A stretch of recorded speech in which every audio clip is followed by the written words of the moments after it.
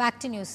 ఎన్నికలలో గెలుపే లక్ష్యంగా జనసేన మేనిఫెస్టో పార్టీ గుర్తును ప్రజల్లోకి తీసుకెళ్లేందుకు కృషి చేస్తున్నారు జన సైనికులు.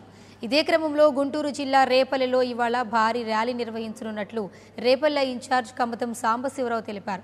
రేపల్లె రణభేర పేరుతో నిర్వహించనున్న ఈ భారీ ర్యాలీకి జనసేన ప్రధాన కార్యదర్శి తోట చంద్రశేఖర్ ముఖ్య అతిథిగా హాజరు కానున్నారు.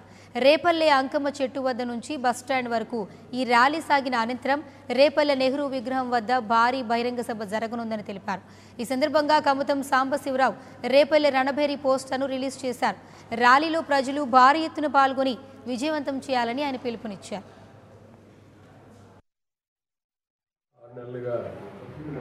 జనసేన పార్టీలో నేను పనిచేస్తున్నాను. వివిధ గ్రామాల్లోనూ మండలాల్లో కూడా తిరిగి జనసేన పార్టీ అధ్యక్షుడు పవన్ కళ్యాణ్ గారి ఆలోచన విధానాన్ని, ఆయన ఆశయాల్ని ప్రచారం చేస్తూ పార్టీ ముఖ్య ప్రణాళికని ప్రజల వద్దకు తీసుకెళ్తూ ఉన్నాం.